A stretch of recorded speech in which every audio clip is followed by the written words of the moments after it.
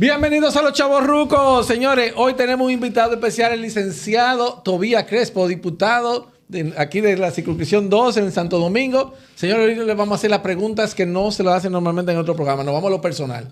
Claro, va a haber un poquito política porque esa es su vida, pero nos vamos a lo personal. Señores, salud. Salud. Y bienvenidos. Salud.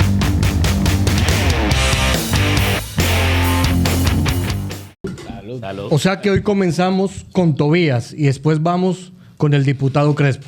Debería ser así, ¿sí? ¿Así? O comenzamos con el diputado Crespo y pasamos después a Tobías. ¿Cómo le gusta? Vámonos con el diputado para saber qué es lo que está haciendo. La política no es personal, pero pueden ir a lo personal. No, pero vamos a toda tu conocer a la vida, persona. sí, según yo tengo entendido, de toda tu familia, la mayoría han estado al servicio. Y la cosa que me ha gustado, porque yo tengo muchos años conociéndote, es que es tu servicio. Porque tú no necesitas la política para vivir. Tú te tiraste el servicio de la política y como carrera para un servicio. Y lo digo como un servicio porque cuando yo tuve una situación de salud, sin tú, no yo, mi mamá, sin avisarte, tú mismo me llamaste y te ofreciste. Y fueron muy pocas las personas que se ofrecieron así, pero tú políticamente fuiste, creo, hubieron dos personas y tú fuiste una de ellas, sin avisarte. Una ambulancia de una vez para San Francisco de Macorís para buscar a mi mamá. Entonces, eso son las cosas que yo digo, son personas que salieron a servir. No son personas que vienen a buscar un puesto para ganarse la vida. Políticos con corazón. Exacto. Políticos que tienen la idea de servicio al pueblo, ¿cierto? En realidad esa es la esencia de la política. El profesor Juan Bosch nos enseñó que si la política no sirve para servir, no sirve para vivir. Okay. Y los políticos que somos verdaderamente políticos, no los que son enganchados o los que buscan los cargos políticos para otros temas que son que no tienen que ver con personal, el beneficio propio, sensibilidad social ni humana. La vende de otro punto de vista, pero nosotros que fuimos criados desde muy pequeña edad, a los 18 años, en la política, y también hay valores familiares que uno se le inculcan de generación en generación, porque mi madre, aunque no fue política, porque era testigo de Jehová, que en paz descanse, hace 38 años falleció, era una persona servicial, siempre trabajaba por los discapacitados y parece que de ahí nosotros heredamos esa vocación de servicio, ese liderazgo, esa capacidad de entrega. Y es la política en todos los países, no solamente en RD. Si usted va a Suiza, usted va a Estados Unidos y es la política, lamentable o favorablemente. Yo digo lamentable porque hay gente que dicen que no son políticos, pero al final están planteando una posición política, aún diciéndolo. Es la política lo que transforma la sociedad. ¿Y por qué le digo esto? Ustedes están aquí en sus trabajos, ¿verdad? El empresario está para hacer dinero. El presidente de la Junta de Vecinos para estar pendiente de los temas de la comunidad. El que tiene una iglesia está para dar culto, ¿verdad? Para oficiar misa. El que está en labores, por ejemplo, deportivas, que es presidente de un club, está para organizar actividades deportivas. Sí.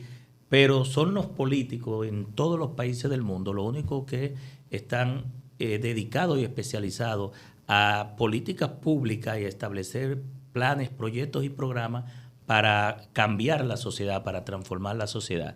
Todo el mundo al final entra en la política de una forma u otra, porque las decisiones que tomamos nosotros los políticos nos impactan a todos, a los que no son políticos militantes y a los que son políticos también, porque, por ejemplo, desde el Congreso, yo que soy autor de la Ley 6317 de movilidad, transporte terrestre, tránsito y ay, de eso vamos a hablar, sí. Que creó el Intran y la DGC. Esa ley, durante los próximos 30 o 40 años, y una generación y pico, va a estar impactando en la calidad de vida de los dominicanos, y no solamente los dominicanos, los que vienen fuera y que se desplazan, ya sea como peatones, pasajeros o como conductores, o el transporte de carga, porque también la ley establece el transporte no solamente de personas, sino también de carga.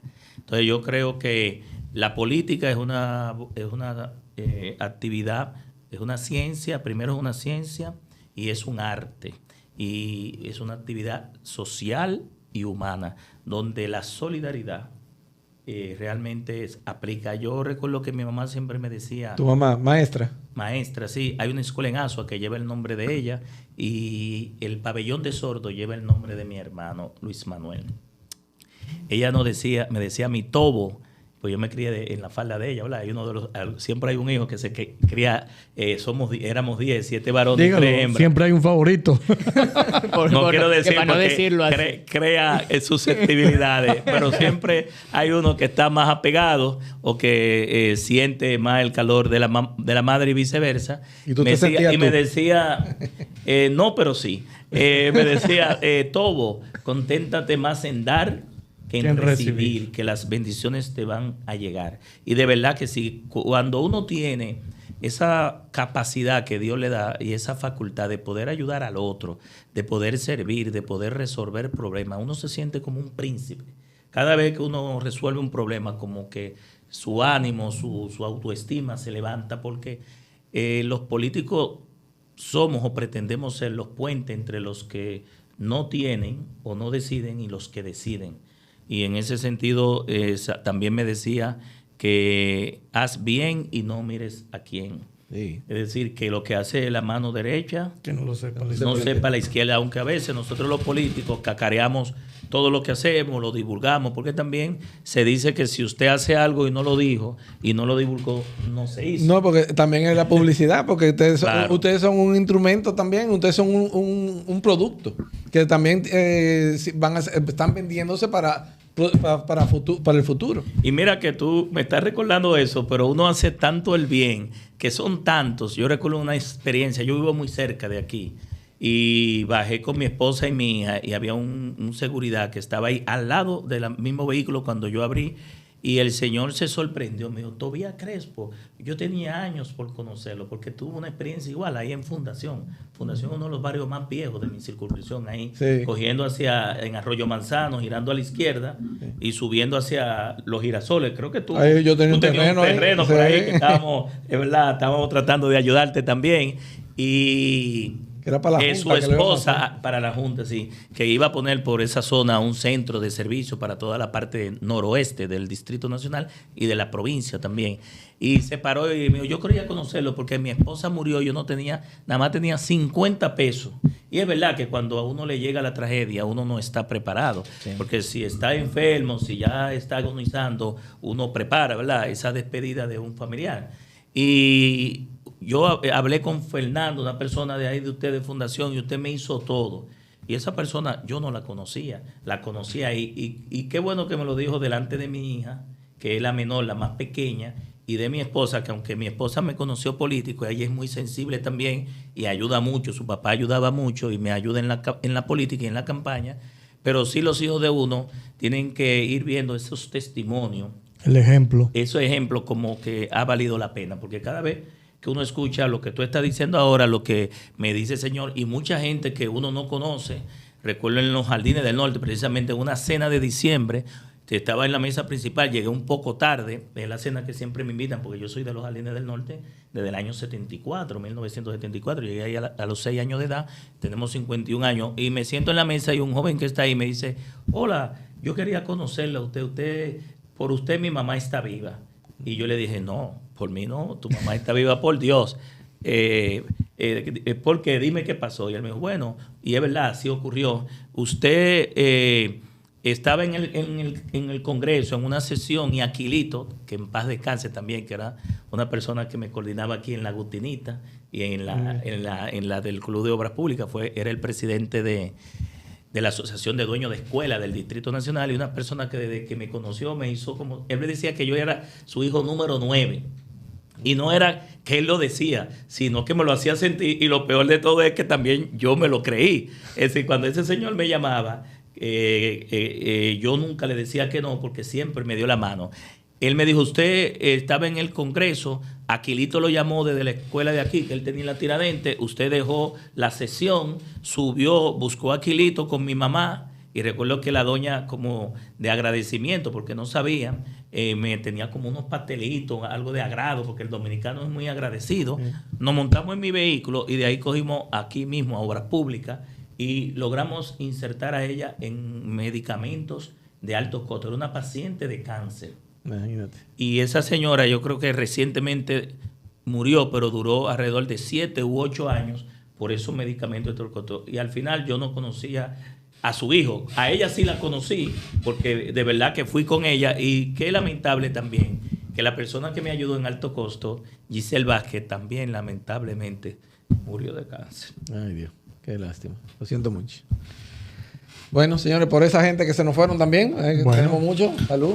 Salud. Doctor Crespo, señor Crespo. Licenciado Crespo. Licenciado No, Crespo. Tobías. Bueno. Yo soy ingeniero de primera profesión Ok. en electrónica y telecomunicaciones y abogado o licenciado en Derecho de segunda profesión. Ok, licenciado Crespo. Todos nacemos buenos, ¿cierto? No hay niño malo. No hay niño que nazca y esté con maldad. Pero de acuerdo a su entorno, se van formando. Se van haciendo gente de bien o gente de mal. Muchos dicen que depende también de la educación que nuestros padres nos dan o nos otorgan. Pero de acuerdo, vuelvo y digo, de acuerdo al entorno, la gente se puede ir formando. Ustedes como políticos que tienen la suscripción. La afiliación. Exactamente. La membresía. De pronto en algún momento han visto ese tipo de situaciones, la han analizado como para decir, estos barrios hay que meterle más la mano porque de pronto hay más delincuencia, más pobreza, tenemos que poner escuelas, parques, hacer clubes de deporte. ¿Han pensado en eso? Claro, mira, la política es un instrumento para cambiar y transformar la sociedad. Así es. Y el objetivo de todo partido político no es estar en la oposición, sino llegar al poder y desde el poder establecer políticas públicas que vayan en beneficio de la ciudadanía y hacer los cambios y transformaciones que se requieren. No legalizar el desorden, el caos y la situación que tenemos hoy, sino pensar en las próximas generaciones, ser visionario. Y en ese sentido, por ejemplo, yo te puedo decir que fuera de todas las experiencias memorables que se pudieran contar de nosotros y que son contadas de boca en boca, como dicen, de word of mouth, yo construí, por ejemplo, en mi sector de los jardines 2 parques y no soy alcalde. Es decir, a través de mi oficina política usé los fondos de esa oficina que lo daba el Congreso y apadriné un pequeño parque. Ahí se fueron como... El primero se fue cerca de $500,000 de pesos y hicimos un parque que estaba abandonado, que era un punto de droga y que incluso estaba oscuro y que era de terror, cerca ahí de la Universidad INTE, y aquí valga la publicidad, ¿verdad? Para la universidad, pero es de mi entorno. Y después me pidieron otro al lado. Y ahí, cuando estábamos en el gobierno, con la ayuda del ayuntamiento, que en ese tiempo lo controlábamos nosotros, ONAPI, el director de ONAPI, muy amigo nuestro, y también el Jardín Botánico, que fue la que cortó todas las Sí. palmas, las matas de coco que afectaban a los niños, que podía caer un coco o una palma, y luego sembró realmente los árboles que deben ser para un parque de recreación y de diversión. Y nosotros apadrinamos ese segundo parque. En definitiva, lo que te digo es que el objetivo de todo político es, en su ambiente que le toca, lograr resolver los problemas de la gente. Y si no resolverlo, porque son muchos, son demasiado ilimitados y los recursos son limitados, ir avanzando mitigando y reduciendo el impacto de esos problemas. Y en ese sentido, ese es el fin primero y último de la política. Establecer políticas públicas para donde... Por ejemplo, tú hablas de los niveles de delincuencia. Aquí la Policía Nacional y el Ministerio del Interior, los organismos del Estado, de defensa y del DNI, de inteligencia también, tienen un mapeo de dónde dónde se producen los mayores los sectores de violencia, de atracos, de crímenes, de feminicidio. Todo eso está mapeado y de manera digital, ¿verdad? Ubicado y georreferenciado. Y sobre esa base, pues, hacia esos puntos es que deberían enfocarse los recursos presupuestarios. Estoy hablando en el tema de la inseguridad ciudadana, ¿verdad? Porque el país tiene diversos problemas, son muy complejos, casi todos. Y más que problemas, a veces son problemáticas, porque cuando no se pueden resolver en el corto plazo y necesita el mediano y largo plazo, ya no es un problema, es una problemática, requiere más tiempo. Y en ese sentido, pues, enfocar los recursos siempre pensando y poniendo en el centro de la decisión al ser humano. Ese debe ser el objetivo de la política. Entonces, Mira, y yo se escucha a la ligera decir hicimos parques, pero para nosotros, por ejemplo, para Lucho y para mí, que venimos de Hicimos Colombia, parque con los recursos del Estado. Es sí, decir, sí, sí, claro. Sí. No, pero digo que se escucha a la ligera, que es como, pero no sé, para nosotros que venimos de ciudades que han crecido a partir y han cambiado a partir de parques y urbanismo, sabemos la importancia que ese tipo de obras tienen. Son pequeñas, pero impactan mucho. Son las Impactan mega mucho. obras de ese barrio, de ese callejón. Y es que impactan mucho y Así es. hacen, lo primero y lo más importante es que hacen un cambio en la mentalidad del ciudadano y hacen que empiecen a querer su sector, a querer su ciudad. Y por ahí empieza todo un cambio que en parte... ¿De por qué lo menos sitio de Colombia tú eres? yo soy de una ciudad pequeña que se llama Montería, que Montería es una ciudad muy pequeña que viene creciendo en los últimos 10, 15 años y realmente ha crecido a punta de urbanismo, con parques, cambios en las calles, educación ciudadana. Obviamente también está el tema de colegios, pero es que, pero es que el tema de urbanismo y el tema de parques es muy importante porque es como que la sociedad empieza a sentirse... que está integrada, que hace parte y que la ciudad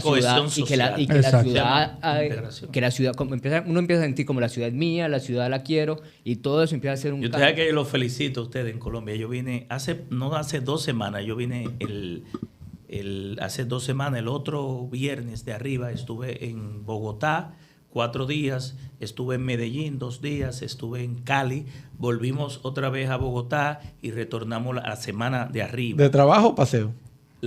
Bueno, paseamos muy poco el fin de semana. ¿Llevaste a tu porque esposa? No, mi esposa estaba precisamente en Boston. ¿Cómo se llama ella? Jamie Frías. Jamie Frías. Se estaba operando el oído derecho, porque hace un tiempo se había operado el izquierdo. Pero era una visita de trabajo, varios diputados de la Comisión Permanente de Movilidad y Transporte, para ver las mejores prácticas y vimos no solamente lo avanzado que está, sobre todo en Medellín, que de las 3 ciudades, también tuvimos en Pereira, porque perdimos el avión y tuvimos que irnos por Pereira y recorrer 3 horas hacia Cali, donde íbamos a tener la actividad a las 10 de la mañana y hubo que moverse a la 1 de la tarde, pero completamos el programa, porque cuando se quiere, se puede. Y en ese sentido, pues nosotros vimos en Medellín cómo se integra el tranvía con el metro, con el teleférico, nos montamos, y con el BRT, y luego con más de 198 rutas privadas que también están integradas y donde ellos tienen lo que le llaman cultura metro, que en el centro de Medellín, donde está la parada principal, la terminal principal, integran a la gente de Medellín con los temas educativos, tienen una biblioteca que le dan los libros a las personas mientras están esperando y pueden leer, se les facilitan, pero también otros servicios. Y donde bien lo pude ver fue en Transmicable, en Bogotá, no, en Transmilenio. Es Transmilenio, pero tiene el teleférico, porque en Cali tienen Mío Cable. Y también tuvimos ahí en Mío Cable, pero en Transmilenio, que tiene el Transmicable, que es parte del sistema integrado de buses y de BRT que tiene Bogotá, nos montamos y fuimos hacia la zona de Nueva Bolívar o Ciudad Bolívar. Fuimos a toda esa zona de Ciudad Bolívar y vimos como en la terminal, en la terminal principal del teleférico, los comunitarios, las juntas de vecinos, las mujeres son integradas con un programa incluso que le da charlas, educación, tienen una guardería para las niñas, le permiten el emprendurismo, la desarrollan y ellos sienten que ese cable, que ese teleférico es parte de su imagen, de su marca ciudad, ¿verdad? Claro. Y en ese sentido los protegen, los cuidan y más que vandalizarlo, pues hacen parte de ese sistema de transporte y eso es una política de Estado. Es decir, eso no ocurre porque ocurre. Debe haber un político visionario que pensó no solamente en la integración técnica, operativa y tarifaria, que son temas técnicos y gerenciales, para que tú a través de un solo pasaje, a través del transbordo, puedas abordar en 1 hora y media sin pagar otro pasaje, sino la integración social y comunitaria que se da ahí con ese esquema de transporte. De verdad que lo felicito. Te lo estoy explicando porque lo viví recientemente y así como en tu ciudad se está dando ese fenómeno de urbanismo, es bueno que todos los territorios hagan eso, porque al final el que no quiere su patria chica nunca va a querer su patria grande. ¿Sabe que es la primera vez que yo vi algo así que alguien dice, esto es mío, aquí en la capital? Porque en Santiago, la gente de Santiago dice, Santiago es mío y lo cuida. Es una forma, es como que se ha integrado en Santiago la gente. Sí, los santiagueros son así con su ciudad. Y se apropian. Pero tienen un problema, es que son aguiluchos y dan mucha Bueno, nadie es perfecto. Nadie es perfecto. Ustedes saben que este país es fanático de la pelótica.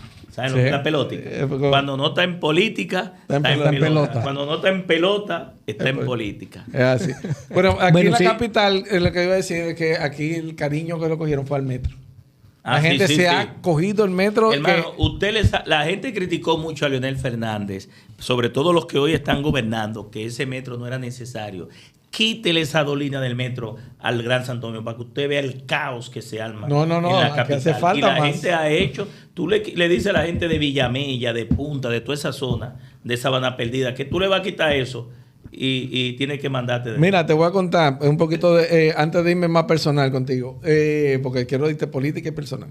Entonces, yo vengo de cuando yo estaba en mi juventud, en los principios de los 80, ¿te entiendes? Con Noé cuando yo venía escuchando política por primera vez, yo era muy balaguerista. Yo me gustaba los discursos del presidente cuando estaban en los 70 y pico de cosas. Seguro pero cuando llega muñecas y bicicletas. Y para colmo llega el PRD con ¿cómo se llama? Con Antonio Guzmán. Con Antonio Guzmán y Jorge Blanco, que inclusive Jorge Blanco era familia de una tía política también de nosotros, pero el gobierno, a mí lo que estaba pasando en esos gobiernos nunca me gustó. Cuando llega la alianza con Leonel y Balaguer, mi primer voto fue Leonel.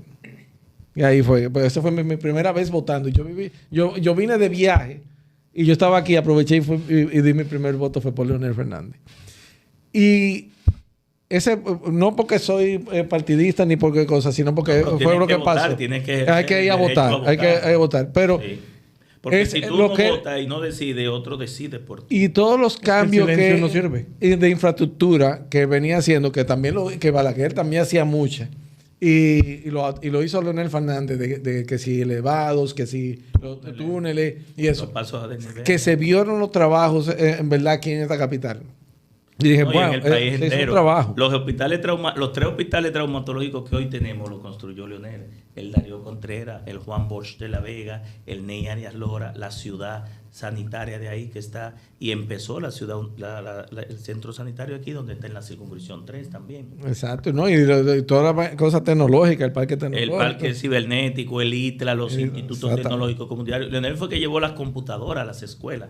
Leonel fue que llevó el programa Inglés por Inmersión, donde en 11 meses de manera gratuita más de 100,000 jóvenes estudiantes han aprendido inglés y están trabajando en call center y se han ido fuera del país con becas con doble idioma. Pero también Leonel fue el que implementó todos los servicios de internet en las escuelas. Sí, el legado de Leonel, por eso que ustedes ven que la gente dice, pero ya Leonel ha durado 12 años, 3 periodos. ¿Por qué Leonel? Es porque la gente se benefició, los jóvenes y los viejos y los adultos se beneficiaron. No, y ya tiene una experiencia no solamente local, internacional, fue también muy reconocido, ha sido mediador logró en resolver el país crisis entre Colombia y Venezuela, reunió aquí en una cumbre a Chávez con el presidente en ese tiempo que era Uribe, que tenía Álvaro Uribe una crisis bien grande. Álvaro Uribe y logró, y ha sido un ente de equilibrio, tiene unas grandes relaciones internacionales. Mira, mi primer voto no fue por Leonel, pero ya yo, cuando tú votaste en el 96, ya yo era presidente, para que tú veas lo que yo tengo en política, ya cuando tú votaste,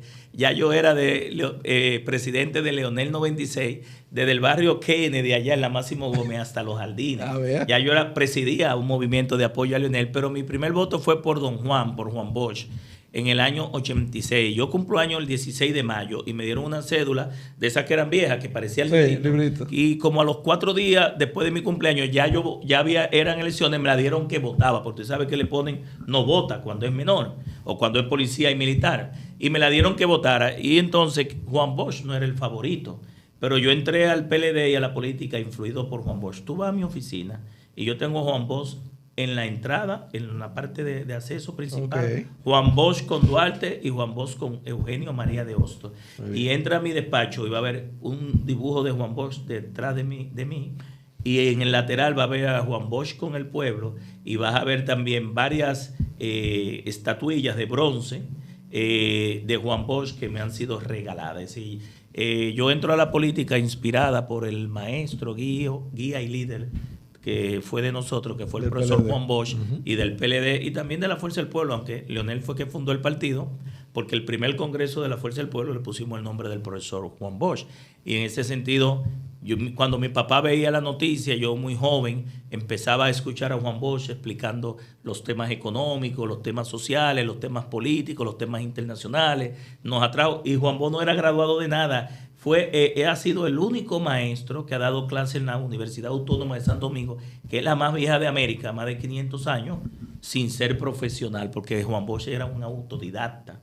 Por eso le dicen el profesor. Entonces, él fue que nos influyó a entrar a la política. Voté en ese periodo, voté en el 90, ganamos las elecciones, nos hicieron un fraude y no pudimos llegar al poder. Precisamente en el gobierno de Balaguer, nos decían mucho los reformistas que Juan Bosch ganó, pero que Balaguer cobró.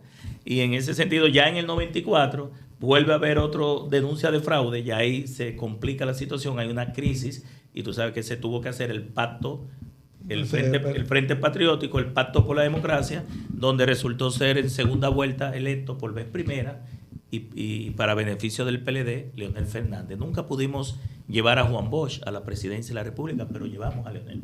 Bien. Mira, ahora que mencionaste a tu papá, zapatero era. Papi estuvo en ASUA trabajando como zapatero. ¿Aprendiste a arreglar zapatos? ¿Aprendiste a No, porque yo estaba muy pequeño. Yo vine de ASUA al año. Pero ni a pasar los clavos. No, me trajeron. Después papi, por instrucciones de mi mamá y por motivación de mi mamá, que era maestra desde muy joven, mami dio clases en La Descubierta, después en Peralta, en ASUA, tuvo 14 años en la escuela básica en ASUA, y después vino aquí a la capital con 7 muchachos, todavía los 3 más pequeños nacieron aquí. Pero ella estaba buscando que la trasladaran a Los Minas a dar clase ahí, pero realmente lo que quería era estudiar en la UNFU. Y ahí se mudó en Los Jardines y entró a la universidad. Bueno, yo conservo el carnet de mi mamá aquí desde cuando falleció en el año 1987, un 22 de diciembre, y ahí ella se hace técnico en retardo mental de sordo. Por eso ella lo hace inspirado por mi hermano, sí, que fue sordo, falleció hace 14 años. Y luego se hace licenciada en Educación Especial de Sordos. Mi mamá fue de las primeras especialistas nacionales e internacionales en Educación Especial, retardo mental de sordo, y especializada en audición. Y fue fundadora de la Escuela Nacional de Sordomudos, que estaba muy cerca aquí, en Arroyo Hondo. Mi hermano estudió ahí, ella le dio clase a mi hermano, participó en la primera graduación de los sordos de esa escuela en los años 70, 80. Y mi mamá también fue fundadora de la Escuela Nacional, del Departamento de Educación Especial del Ministerio de Educación, que habían pocas especialistas. Déjame decirte muy que activa. Ustedes no descansan. Lamentablemente aquí hay una sola universidad que imparte la carrera de Educación Especial, que es la UNFU, que eso hay que regalar, y duró 15 años cerrada, lamentablemente. Imagínate cómo está la discapacidad, los síndromes de Down, autismo, las condiciones especiales. ¿sí? Nosotros debemos fomentar que más personas se especialicen en las condiciones y en las discapacidades.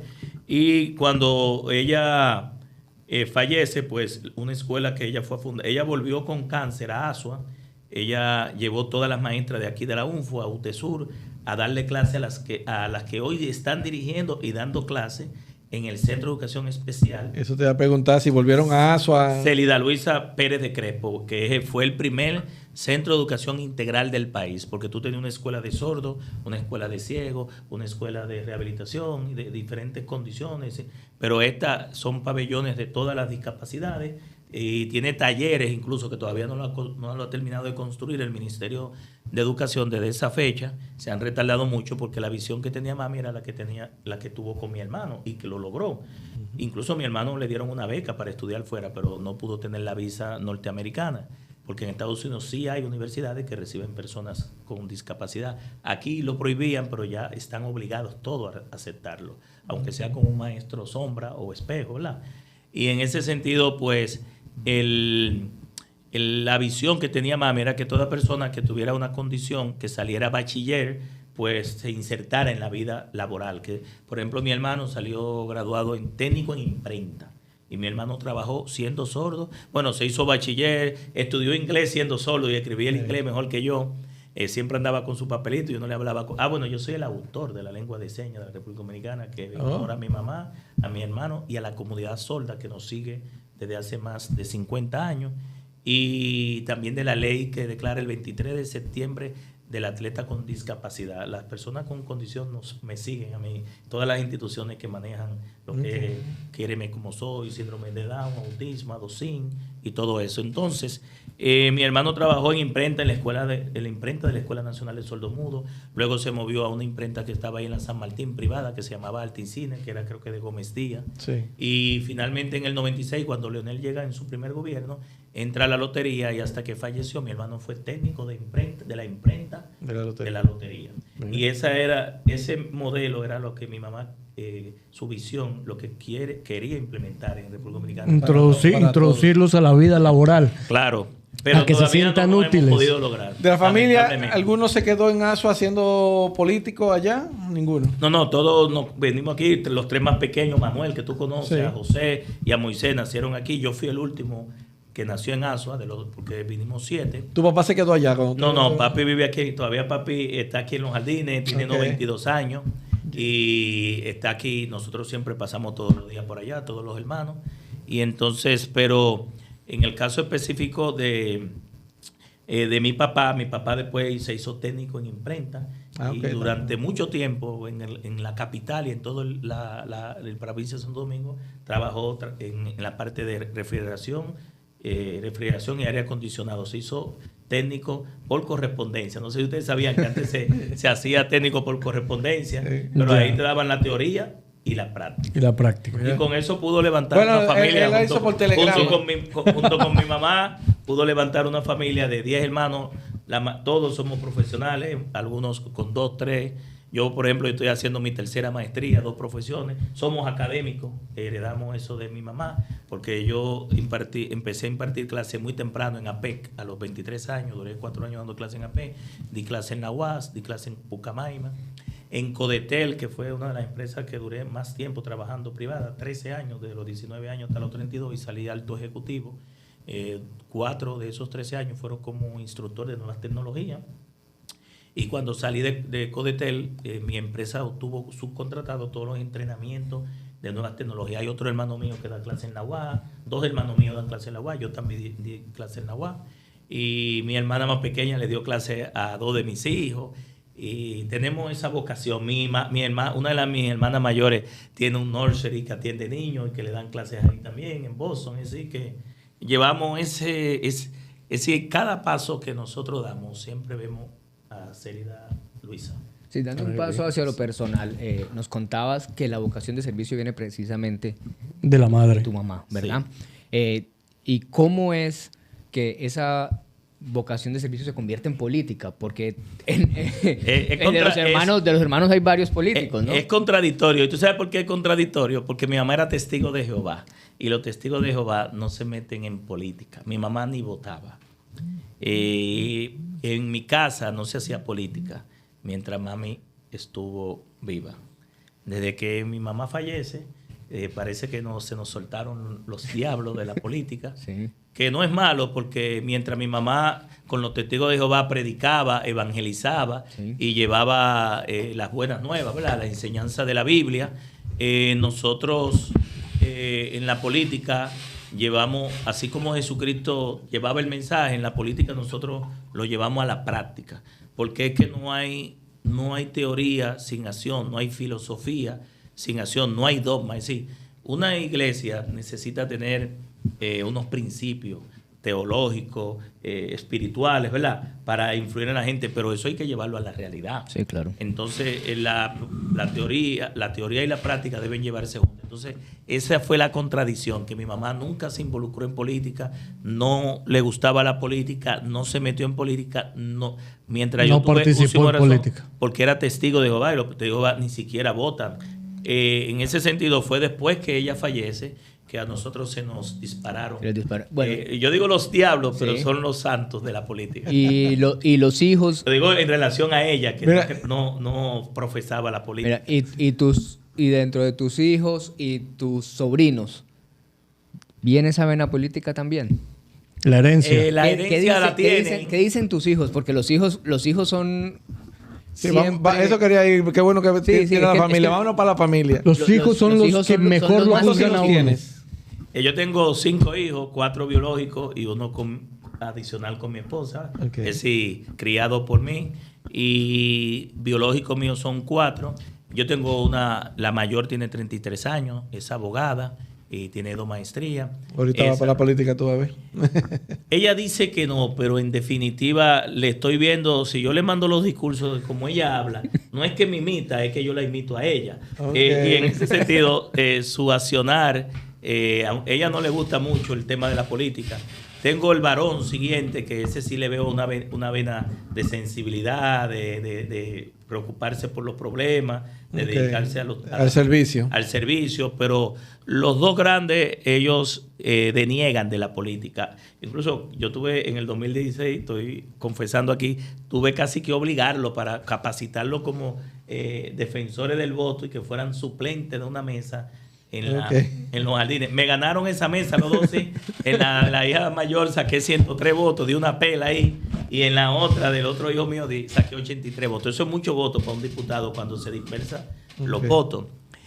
Ya los pequeños hay que ver, pues, posiblemente el tercero y la pequeña, no sé, le pudiera gustarle, pero sí hay sobrinos de nosotros que lo hemos metido a la política. Yo tengo mi sobrina más grande, que yo la juramenté en el PLD, la hice miembro, formó su dirección de base, y esa es ingeniera, tiene varias maestrías, se casó, tiene 3 hijos.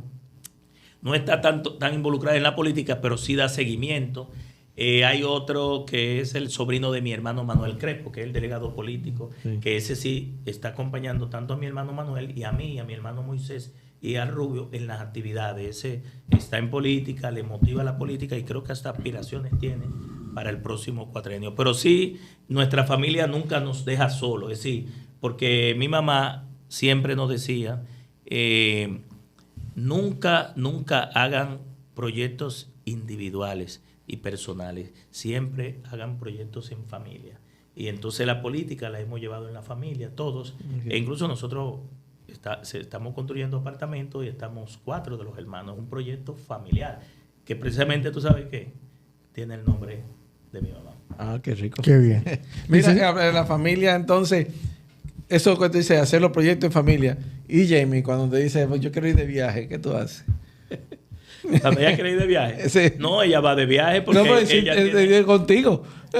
Viaje familiar. No, porque los viajes de trabajo, ella entiende, ella ha hecho viajes de trabajo, No, pero viajes que no son de tiempo trabajo. tú, sacar el político personal, vámonos para la familia. ¿Cómo tú Viaje manejas de el tiempo? turismo, de Bueno, descanso. los de trabajo, generalmente uno va de trabajo, nunca acompañado, y lo que son personales, sí. Los de sí. placer. Pero Exacto. saca tiempo, hay tiempo para eso. Hay poco tiempo, pero realmente ahora vamos a tener más tiempo porque ya uno llega a una etapa en el cual las energías las canaliza hacia otros objetivos.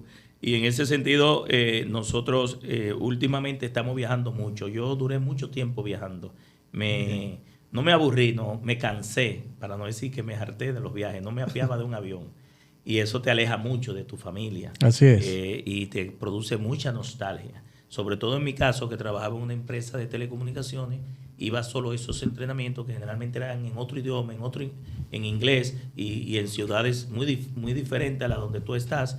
Y pasé mucho tiempo capacitándome fuera del país, fuera de la parte académica. Y eso pues te marca mucho, porque te separa mucho tiempo de tu esposa, de tus hijos, de tus hermanos, porque aún así nosotros todos somos casados, pero vete a ver que todos los sábados y los domingos y los viernes estábamos metidos donde mi papá. Es decir, la casa familiar nos une a todos. Entonces, al final y en definitiva, he vuelto a retomar estos temas de los viajes. Y los hijos se juntan con los primos. Todo, ahí tú tiras fotos y tienes que buscar no sé, alejarte porque el paneo no da, porque estamos hablando de 30, 40 personas en una foto. Ah, qué bien, qué bueno, se juntan. Gracias, señores, por acompañarnos. Dale like para la segunda parte de la campanita de Lucho para que te llegue la notificación. La próxima semana seguimos con Tobías para que sepa más de esa persona, de este diputado, de este azuano, de este pelotero liceísta. Buenas noches, señores. Hasta la próxima. Hasta aquí nuestro episodio de Los Chavorrucos. Sigue nuestras redes.